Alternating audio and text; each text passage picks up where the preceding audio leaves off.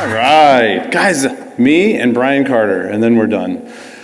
How many of you guys have gotten something out of this meeting the last couple days? Yeah. How many of you guys are just hankering to go home and sell some Cutco now? Anybody? If you're like ready to go sell some blades, can I hear you go, oh yeah? Yeah, I love that. Kool-Aid man, let's go. So, all right, yeah, I'm here to talk to you about if like they buy it, they keep it. That's the idea here, right? So I'm just curious, how many of you have had a canceled order in your career? Raise your hand. Oh my gosh, that's like 100% of the room. That's awesome. And how many of you have been surprised by a canceled order? Like you're like, whoa. Okay, and how many of you guys have had that moment where like the canceled order came in at the worst possible time? Like it was the last day of the month, you were $500 over bonus, and then you saw a negative $1,500 order on your Vector Connect, and you were like, what? It's 8 o'clock on Monday night. I don't have any time to like hit bonus now. Anybody ever had that happen? Yeah, a few of us, right? It sucks. It really sucks. So I want to talk to you guys about what I've learned over the years about how to help customers keep their orders, right? And so first thing you got to think about is what's your cancellation percentage? Out of every 100 orders that you write up, how many of them actually stick? Everybody's answer is going to be different. How many of you have noticed that the better you get at selling bigger packages and bigger orders, the more that number goes up sometimes? Yeah, it can happen, right? And so we have to be really careful as we get better and better and better at making sure that we're doing certain things that help customers feel really great about keeping their orders. And if they do have any hesitation, any buyer's remorse, anything like that, that they're comfortable reaching out to us before calling the factory, before emailing Olean, before calling their credit card, right? And stuff like that. How many of you guys have ever gone to Rollo an order and it says when you go to process it, customer already canceled before order was entered? Anybody had that happen? Yeah, by the way, it happens, right? So I can share with you guys today some things I think that will help you avoid those situations and maximize the number of orders that you keep. Last year I sold $920,000, and I can count less than, I think it was 6 or 7 people who ended up canceling their orders.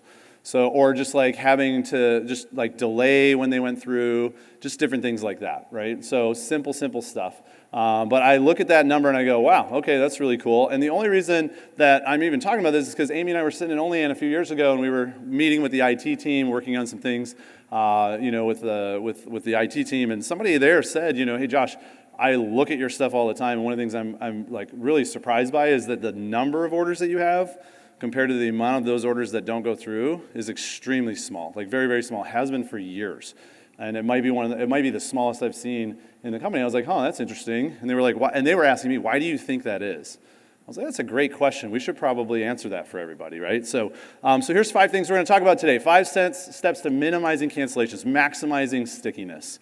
One is your sales process. I'm going to get into and kind of share with you the behind the scenes on like my philosophy and how I approach the customers in a way that helps them feel comfortable, making sure that I'm their first line of defense. Second thing is clients reaching out to you directly. How do you get them to call you only and not call someone else, right? And then replying when they do reach out. What's the best way to do that? We're going to talk about post-order communication strategies, so the things that Amy and I and the Vast Action team have built into my business through working together over the years to say, how do we help the customer feel so engaged with us that we're the first line of defense and that they actually feel great about their experience other than just how great they feel about the knives. And then the 5th thing is creating an inviting family feeling for your customers, because I think that's a really big thing. When you feel like family to them, people will come talk to you about things, right? That they might not feel comfortable talking to you about if they didn't feel that way. And so how do we create that for our customers? So let's rock and roll so we can get the one and only Brian Carter up here to wrap this up and send us home, because I am super excited to listen to Brian. He's one of my favorite speakers in the company. So first thing, let's talk about the sales process. So the sales process, it has to be a few things. Number one, it's got to be customer focused.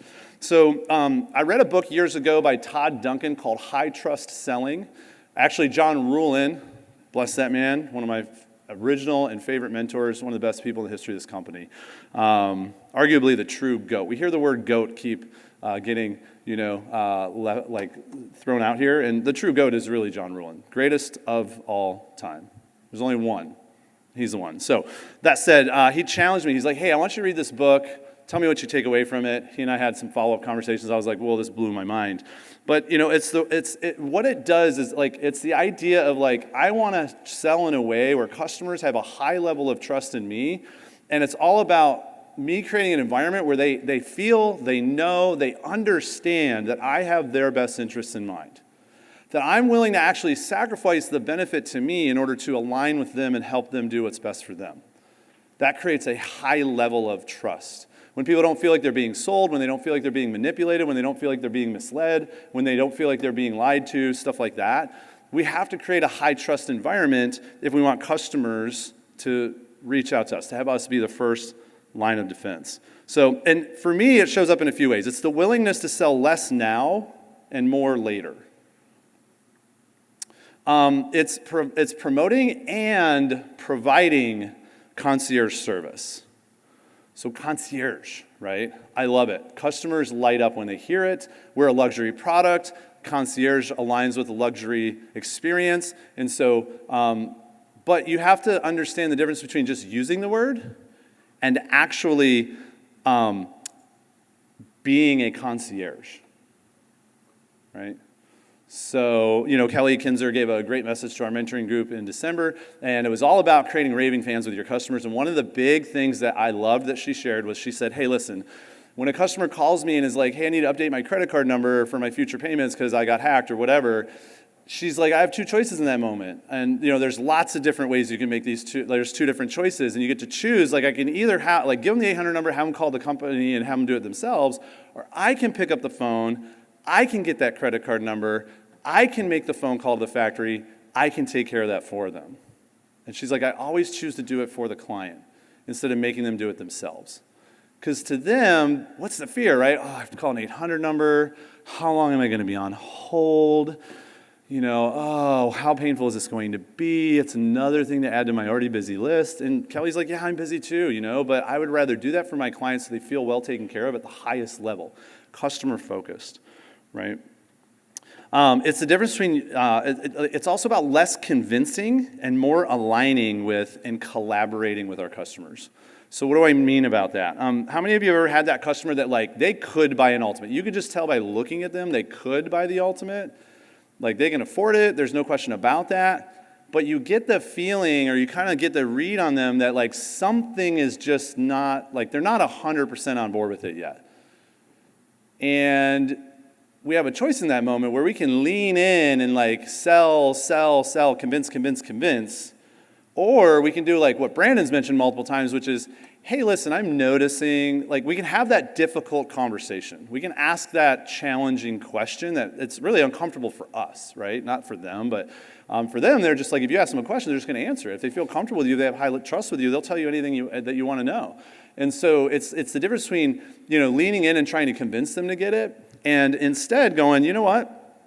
It seems like this is the set that would be best for you, you would use this, but it also seems like there's still something you're not sure about. If you don't mind me asking, what is it that's still kind of holding you back? Or, hey, am I reading that correctly? And they go, well, and now the whole story comes out. What's really on their mind comes out. And sometimes they go, I really like it, and yeah, I could get it, but I just really don't feel like this is the right thing for me right now. Can I have your card? Can I call you back when I'm ready? My answer is always, yeah, here's my card. I learned that from Mike Dowd. Give them your card when they ask for it, and ask a follow-up question to keep them there, right? So give them the card. That's what they want. Give them the card. Yeah, absolutely. Here's my card. You can totally call me back. But if you don't mind me asking, what I'm hearing you say is it sounds like this is the perfect set for you, but just this isn't the right time for this set. Is that true? Cool. So I'm sure you'd agree some Cutco would be better than no Cutco, and instead be willing to drop down with them in that moment versus trying to convince them that they should just go ahead and do it because they can, right? That creates high levels of trust. That is customer focus. There's all the signs the client is giving us are screaming that there's something not quite right yet, and they're not 100% there, and there's a choice in that moment, right? We can lean in, drop price, add freebies, wear them down, and they say yes, and they cancel or return, or don't finish their payments or whatever. Or we could upserve the extra package on there because they're excited, but all the signs during the initial order process plus the signs now during upserving are just red flags left and right. I've had this happen before where I upserved too much, right? I basically had them on the ultimate, sold it, got them on the flatware, got them on the cooker. Next thing I know, it's a kitchen, and then, whoa! That only had to happen to me once, where that order didn't go through, and I followed up with them. They're like, yeah, we just got home. We were talking about it on the way home, and just, it just felt like way too much, and we don't know what we were thinking. We got super excited. You did a great job. It had nothing to do with you. It's not you, Josh. It's us, right? So, we got to be willing to give people permission to start smaller, order more later, and build their set over time. One of the things I like to say is like, hey, listen, whatever you get today is totally up to you. I'm not high pressure. I just want to help you get Cutco because I can tell you want it, you need it. And ultimately, whatever you want to get, even though this might be the right thing for you, whatever you want to get, what I specialize in is helping people find the perfect thing for them today and helping them build to the perfect thing for them long term at the pace that's most comfortable for them. And it's amazing how many customers hear that and they nod just like many of you are in this room right now. And they're like, okay, that feels good, like I'm comfortable. So then they start telling me the truth, which is really what we need customers to do. So the whole goal here is having that willingness. Work with them to understand their hesitation, find the solution they're most excited about, get it to the goal line without a penalty flag calling it back. Now, don't misunderstand me. I see people all the time oversell customers, and then they're confused when the order doesn't go through or the client cancels the order. But I also see people undersell clients all the time too. And then they use that as an excuse. They use the excuse that they're just being customer focused. But really what they're being is lazy with the skill sets and the scripts and stuff like that. So we have to be great at both the best practices of packages and programs like you guys have heard here today. Do your job and sell using the best scripts and the best approaches so you get more of the bigger opportunities more often, but also be aware of things like hesitation and uncertainty. That's it. Those are my two signals. Hesitation, uncertainty. So, for example, be suggestive and be great at what you do, but also be aware of how they're responding and how they're making decisions and things like that. So I had a lady, for example, quick story, in Oklahoma at the Oklahoma State Fair, and she basically really loved Cutco. She had come into a bunch of money that she hadn't gotten yet, and she loved the idea of one and done, rip the Band-Aid off, have the peace of mind of knowing that you never have to buy this again, all the things that Matt Graves has taught us, right? And just long story short, she ended up not being able to do that, and I dropped all the way down. We literally started at the kitchen, and we dropped all the way down, and I sold her a post-dated trimmer at catalog price on a toupee. And to get her to say yes that day, because I could tell she really wanted it, and I was like, hey, let me just get you on the list, right? Be my customer. And I gave her a spatula spreader for free. Yeah, now anybody that works with me knows Josh never does that stuff, right? Never, never, never. But I read the situation, I was like, this is what this lady needs. She was like, really? Okay, I'll do it if you can do that, right? And I gave it to her on the spot. I don't know what I was thinking. I was in a good mood that day. I think I was probably already over 10 grand. So for the day. So I was feeling generous. But anyways, long story short, she's been back to me every single year since then. She now has her full ultimate. She's given a 5-piece special to her sister. We're building that kitchen, and she comes back with her daughter every year. It's like they say, we drive 2 hours to the fair just to see you because you've taken such good care of me. Right? Most people would have walked away from that, a long time before they got to that opportunity. But for me, it's I just want to find the perfect opportunity for them to invest in Cutco today, whatever that takes. I will stay in the game as long as it takes. So, let's talk about number 2. Getting clients to reach out to me directly, the famous let go. Take a picture of this slide, because I don't have a handout today. That's half of it right there. You guys have heard about the famous let go. I've asked, Josh, have you ever scripted this out? My answer's always been no until now. So here we go, right? So the famous let go is really how you get clients to reach out to you directly. It's all about affirming their purchase today. You'll notice that in here. helping them feel great that they're making a great decision, because as soon as they get in the car and they're thinking, man, I just spent $1,000 on knives. Am I crazy? Man, I just spent $3,000 on knives. As soon as they get home and tell their spouse or their best friend or their mom or their dad something that, like, they're excited. Yeah, I just bought Cutco. Oh my gosh, how much did you spend? $3,000. Wait, what? You did what? Are you stupid? You don't cook that much. Like, your food's terrible. What are you thinking? Right? And all of a sudden, like, people in their life start tearing them down. They have a choice in that moment. Do they feel great about it? And do they say, no, I'm going to stand up for myself. I made a great decision. I know exactly what I was doing, and I deserve this. Or do they start to agree? We don't have any control over that situation, but we do have influence, and influence matters. So I love the famous Let Go because it literally gives me the opportunity to affirm their purchase, instruct them on how to communicate with me, what to expect from me moving forward, how to engage with that communication that I'm sending them. And then also I get to recognize them and appreciate them and help them understand like how important they are to me and how important they are to Cutco as a whole, as like how cool it is to be part of the Cutco family. So here's part number 2 of the famous Let Go, because it all didn't fit on one slide. It takes a minute, guys. It does take a minute to say it all, but it's worth it every single time. And I say it to every customer. Past customers might get a little bit abbreviated version of it because maybe they've seen me 3, 4, 5 times over the years, but even on the phone, even at the service event, even on the appointment, even at the booth, I always say it no matter what. So, hey, you're going to love your new Cutco, Pam, and I'm so excited for you. Let's review some of the info that I'm giving you to take home today, and then I review the quad fold, the tri-fold, right? I paint the vision for the through the what's next conversation, identifying upserving opportunities, right? And then the idea is from that point forward, now I'm going to start building them up. And I might pivot into upserving and then come back to this if they show some interest in the upserving process. But so you know, I'm going to stay in touch with you moving forward. You're going to get a confirmation email from me plus a text with my info to save. I also send an email once a month with recipes and knife tips in it.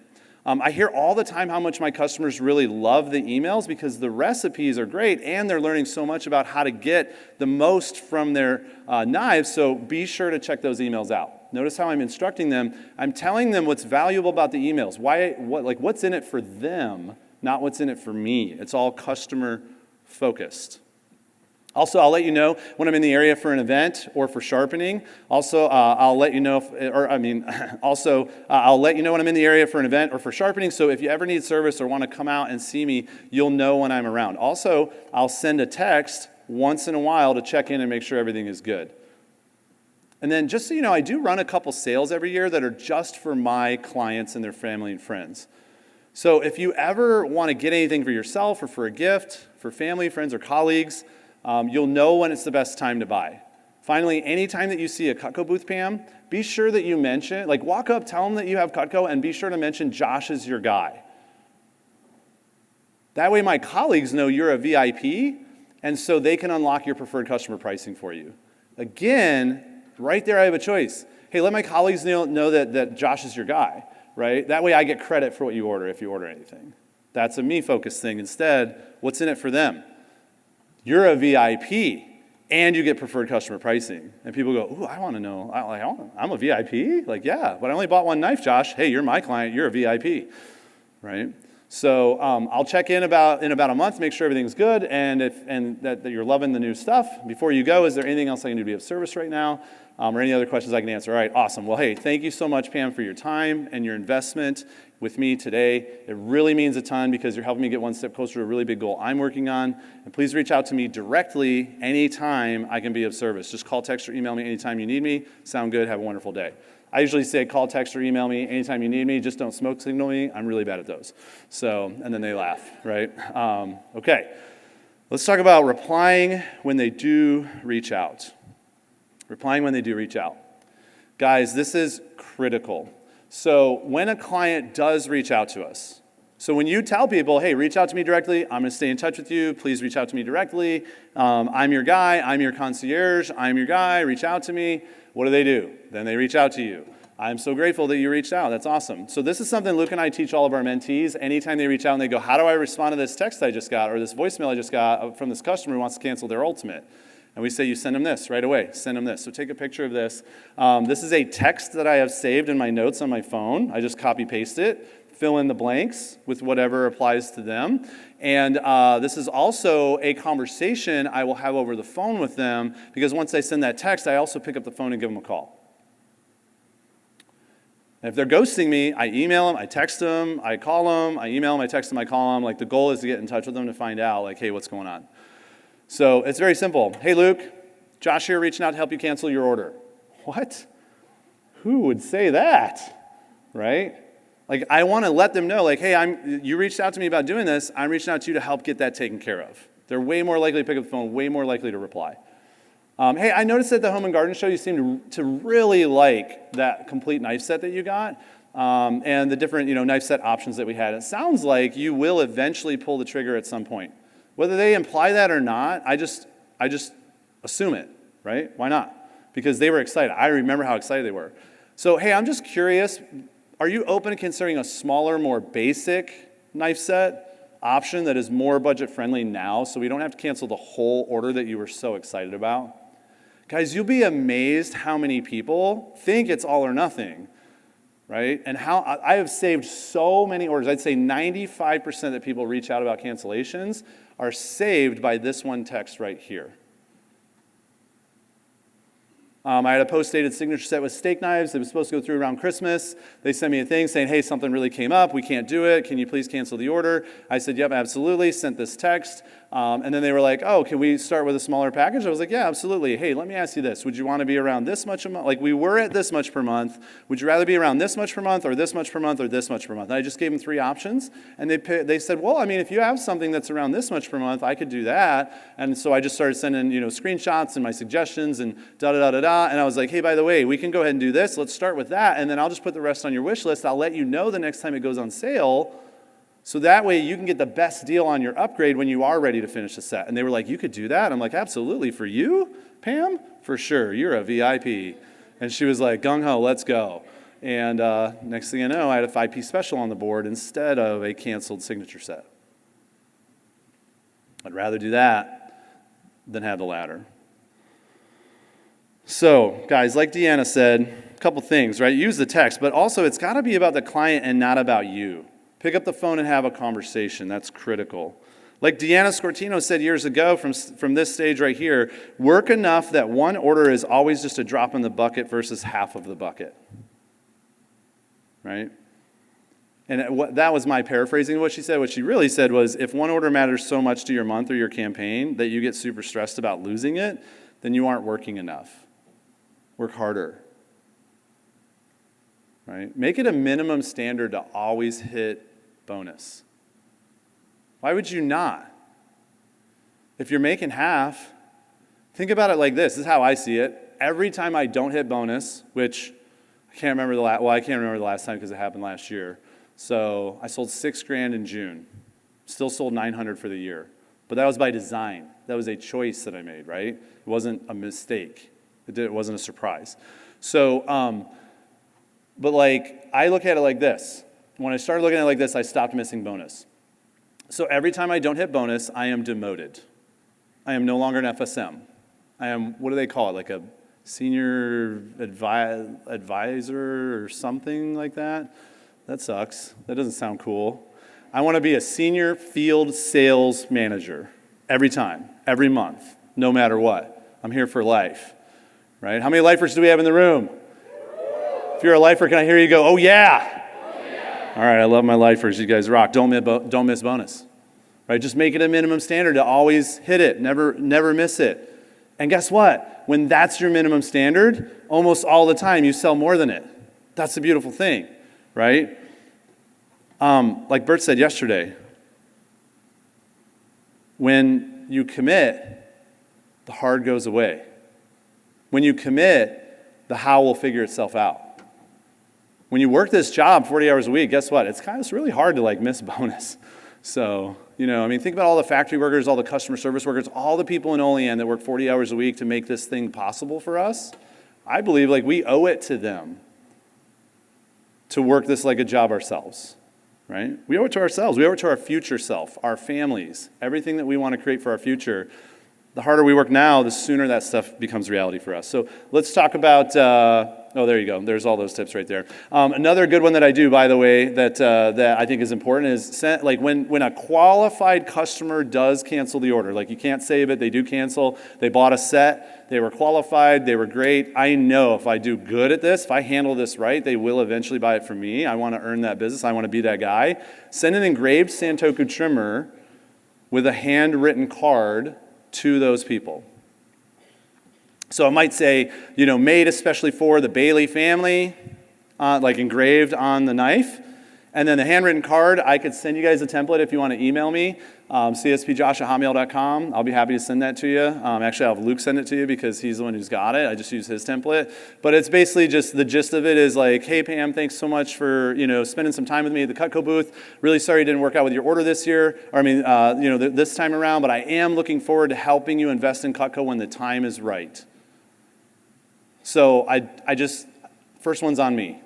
I hope you enjoy this for the rest of your life. Your loyal knife guy, Josh. Bam. And I've gotten so many people that have come back the next year or 5 years later and been like, man, that was classy. I had a lady cut me with a stainless steel table knife at the booth one day because she was drinking too much. At State Fair, Texas, a couple years ago, I was like, what is going on? And then, then she threw the knife at me, and it hit me in the chest and hit my table. I was like, what are you doing? And she was a referral from one of my gold clients who was standing there looking at her going, what are you doing? Right? I was like, yeah, what are you doing? She's like, I'm sorry, they're sharp. I was like, yeah, they're sharp. Right there. And she's like, oh, I'm so sorry. Anyways, she's like, tell me about the flatware. She didn't buy the flatware. And then I sent her a handwritten thank you card with a place setting of flatware a month later after the fair was over, saying, hey, I know it didn't work out on the flatware. I'm really excited to help you out when the time is right. By the way, I know you wanted to show it to your husband, have him tell you if he likes it. And thanks so much for the cut. I really appreciate it because now I have you as a memory for life. And here's first place settings on me. So when you do get your set, you've already got your first replacement setting taken care of. And her and her husband called me 3 weeks later. They're like, this is amazing. Can we get this in time for Thanksgiving? Absolutely. Bam, flatware chest, just like that, guys. Sometimes when we give, we gain, right? It's the giftology way. Give more. Post-order communication. Let's talk about that. So the goal is to indoctrinate the client.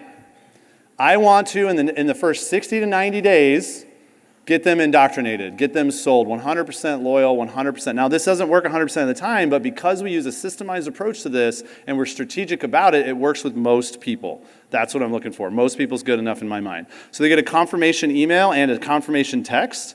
Then we put them on the welcome to the family drip email. So this is something that Vast Action created for me. It's something that they have available, but it's basically just, it's basically, hey, welcome to the family. Here's what's going on. Here's the next steps. We have this fun email that we JPB sent me one, and I got his permission to kind of adapt it to my own style and use it myself. And it's amazing. It's just this fun thing about the adventure that their knife set goes on in the factory before it hits the UPS truck and heads on the way to them. It's fun. It's cool. It's interesting, right? So, and I love it. People love it too. I get so many customers that comment on it. One of the emails is got a picture of me and Amy dressed up for Halloween in Saturday Night Live cheerleaders outfits, right? And then it has literally our own version of our office team singing that song by Journey. What's the big one everybody knows? Exactly. Don't Stop Believing, right? And it's just cheers to them, and we're toasting champagne at one point and all that sort of stuff. And I get so many customers that are just this is so cool. And you know where I got it from? I bought underwear somewhere one time. And every week for 6 weeks in a row, I got really funny emails from this underwear company. I'm like, this is so hilarious. I'll never buy underwear from these guys again, but it's hilarious. It's so fun. So I need to do something like this for my customers because my customers will buy Cutco from me again if I can get them sold on this and if I can have fun. So, then add value, right? Tips and tricks. So add value, engage them right away. Entertain while you educate. Right? Make it entertaining. Have you guys noticed that the Vast Action emails are very punny? Yeah, and customers love it. They comment on it. So, we're educating while we're also entertaining at the same time. So then I also do a 14-day and a 30-day check-in message, and then I send them a thank you card with that's hand-signed with a bunch of Band-Aids in it. Let's talk about creating an inviting family feel. So, guys, be authentically you for sure. and be sure to help people feel welcomed and seen and appreciated. So I've had so many customers over the years tell me, like, Josh, one of the things they go, you're literally like the greatest salesperson I've ever worked with. And I'm like, oh, thank you. That's so nice of you. But in that moment, I have an opportunity to just thank them and take the feedback. But I also have the opportunity to ask a follow-up question. And my follow-up question is, oh, that's cool, Matt. Thank you so much. It's such a high compliment. I'm just curious, what makes you say that? Right? Because I'm curious. I want to know. I want to hear Matt's genuine feedback about what makes him feel that way. Because guess what? Two things. It makes Matt feel good that I'm interested. But second thing is it helps me understand what is it that really resonates. What is it that's really working right now? So, and, I hear people say to me, you're fun, you know your product, you love it, you believe in it. But more importantly, I feel like I'm never really being sold. I feel like I'm buying from you. You make it okay for me to do what I want to do. I always feel comfortable. I always feel like you have my best interests in mind, and I really appreciate that. We send tickets to our VIPs for some of our best events. And I have had customers come and say things. I know Brian Carter had a customer come and say, every year I come to the fair and I buy a car. I've literally spent hundreds of thousands of dollars with the same car salesman here at the fair for many years in a row. And then my knife guy, who I bought a $1,000 knife set from, one time, I've only met once. My car guy's never once offered me free tickets to the fair. My knife guy offered to send me free tickets for the fair so me and my family could come have fun on him. That's world class. Not everybody gives you that feedback, but Hal Elrod said a long time ago, when you get feedback on the impact of one person, that's just a small example of the impact that you're having on many. So remember that, guys. So have fun. Enjoy what you do. Smile. Guys, we sell knives.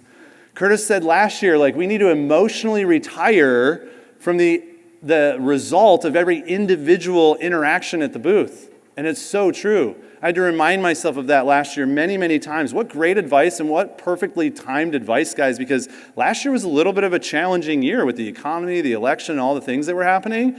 Right? We had to grind last year to get the same results as we got the year before, and then definitely as we got in 21 and 22 and stuff like that. So, make it fun for people. Be your unique self. Of course, maintain professionalism, integrity at all times. But, Chelsea's clients remember Chelsea Rodriguez because she's creating a memorable experience for them. She's loud and cute and funny. She lays her subtle accent on thick. And she does so much more. Calvin Lopez is not Chelsea. Some would say he's basically the opposite of Chelsea in many, many ways. TGP, am I right or am I right? Yeah, exactly, right? So, funny thing is that his clients remember him because he's also creating a memorable experience for them in his own unique way. So, one of my close business partners who works with me a lot told me recently that if they had to sum the feel I create for clients up in just 2 words, they'd say that Josh is approachable and reliable. I'd say I'm low-key and extremely confident, and I want my clients to feel like family. I know what I'm trying to create for my clients. I want to encourage you, challenge you, invite you to figure the same thing out for yourself. What is your uniqueness? What do you bring to the table to make it your experience? The scripts and all that stuff, it works, right? This stuff works, so get to work. Do what the best of the best do. That's why they're encouraging you to do it. But also, be yourself. Give yourself permission to just be you. Jamie Zimbros, very different from Jerry Azinger. They've both been doing this a very long time at a very high level. You could look to the person next to you and probably go, yeah, I'm very different from you. But you both can do this at a very high level if you just give yourself the permission to do so. I also smile a lot.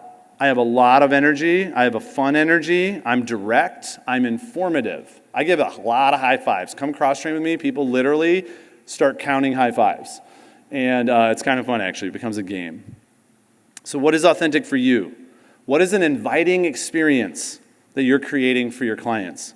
Guys, when you figure those things out, you minimize cancellations. So a couple action steps. Take a picture of this slide and then let's get ready to wrap this thing up with our final speaker today. I'm so grateful to be here with you guys. It's almost 24 years of selling Cutco, and I'm having the time of my life. It's better now than it ever has been for me. It doesn't mean it's not hard. It's never easy, but it's always worth it. That's my experience. Thank you, guys. Thank you for a great net meeting.